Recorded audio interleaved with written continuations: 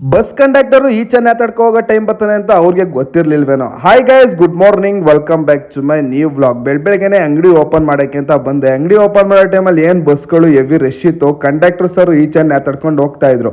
ಒಬ್ರು customer jerkin ತಗೊಂಡು ಹೋದ್ರು. ಆಮೇಲೆ ಐಟಮ್ ಎಲ್ಲ ಇಳಿಸ್ಕೊಳ್ಳೋಣ ಅಂದ್ಬಿಟ್ಟು ಕಾರ್ ಡಿಕ್ಕಿ ಓಪನ್ ಮಾಡಿ ಇಳಿಸ್ಕೊಂತ ಇದೆ. ಇವತ್ತು ಒಂಚೂರು ಸೆಟಪ್ನ ಚೇಂಜ್ ಮಾಡೋಣ ಅಂದ್ಬಿಟ್ಟು ಟ್ರ್ಯಾಕ್ ಪ್ಯಾಂಟ್ಸ್ ಎಲ್ಲ ಕವರಿಂದ ತೆಗೆದ್ಬಿಟ್ಟು ಹ್ಯಾಂಗ್ ಮಾಡೋಣ ಅಂದ್ಬಿಟ್ಟು ಪ್ಲಾನ್ ಹಾಕಿದ್ದೀನಿ. ನೋಡಿ, ಎಲ್ಲ ಟ್ರ್ಯಾಕ್ ಪ್ಯಾಂಟ್ಸ್ಗಳು ಒಂದ್ ಕಡೆ ಹಾಕಿದ್ದೀನಿ, ಟಿ ಶರ್ಟು ಜರ್ಕಿನ್ ಎಲ್ಲ ಒಂದ್ ಕಡೆ ಹಾಕಿದ್ದೀನಿ. ಎಕ್ಸ್ಪೋರ್ಟ್ ಐಟಮ್ ಬರುತ್ತೆ, ಅದಕ್ಕೆ ಜಾಗನ ಹಾಗೆ ಮಡಿಕೊಂಡಿದ್ದೀನಿ. ನಾನ್ ವಿಡಿಯೋ ಮಾಡೋ ಟೈಮಲ್ಲಿ ಟ್ರ್ಯಾಕ್ಟರ್ ಕೂತ್ಕೊಂಡು ಯಾರೋ ಒಬ್ರು ವಿಡಿಯೋ ಮಾಡ್ತಾ ಇದ್ರು. ಹಾಗೆ ಒಂದು ಡೈಲಾಗ್ ಹೇಳ್ಬೇಕಾಗಿತ್ತು, ಹೇಳಕ್ಕೆ ಟ್ರೈ ಮಾಡಿದೆ, ಆಗಿಲ್ಲ ಗೈಸ್. ಅದಾದ್ಮೇಲೆ ನನ್ನ ಸ್ಪೀಕರ್ ಬಾಕ್ಸ್ ನಮ್ಮ ಅಣ್ಣನ ಅಂಗಡಿಯಲ್ಲಿ ಇತ್ತು. ಇವತ್ತೊಂದು ಸಾಂಗ್ ಕೇಳಬೇಕಾಗಿತ್ತು, ಎತ್ಕೊಬಂದು ಸಾಂಗ್ ಕೇಳ್ತಾ ಇದ್ದೆ. ಈ ಹೆಲ್ಮೆಟ್ನ ನೋಡ್ಬಿಟ್ಟು ನನ್ಗೊಂದು ಗ್ಯಾಪ್ನ ಬಂತು. ಈ ಹೆಲ್ಮೆಟ್ ಜೀವನನು ನನ್ನ ಜೀವನನು ಒಂದೇ. ನೋಡಕ್ಕೆ ಕಿತ್ತೋಗಿರೋ ತರ ಇದೀವಿ, ಆದ್ರೂ ಏನಾದ್ರೂ ಒಂದು ಕೆಲಸ ಮಾಡ್ತಾ ಇರ್ತೀವಿ. ಅದಾದ್ಮೇಲೆ ಆರಿಸ್ ಬ್ರೋ ಕರ್ದ ಏನು ಅಂತ ಅಂದೆ, ಒಂದು ಐಸ್ ಕ್ರೀಮ್ ತಗೊಬಂದು ಕೊಟ್ಟ. ಅಂಗಡಿ ಕ್ಲೋಸ್ ಮಾಡ್ಕೊಂಡು ಮನೆಗೆ ಬಂದೆ. ಟುಮ್ಗೆ ಕಟಿಂಗ್ ಮಾಡ್ಸಕ್ ಹೋಗೋಣ ಅಂತ ಪ್ಲಾನ್ ಆಗ್ತೆ. ಕಟಿಂಗ್ ಮಾಡ್ಸಕ್ ಹೋಗೋಣ ಅಂತ ಕೇಳಿದೆ.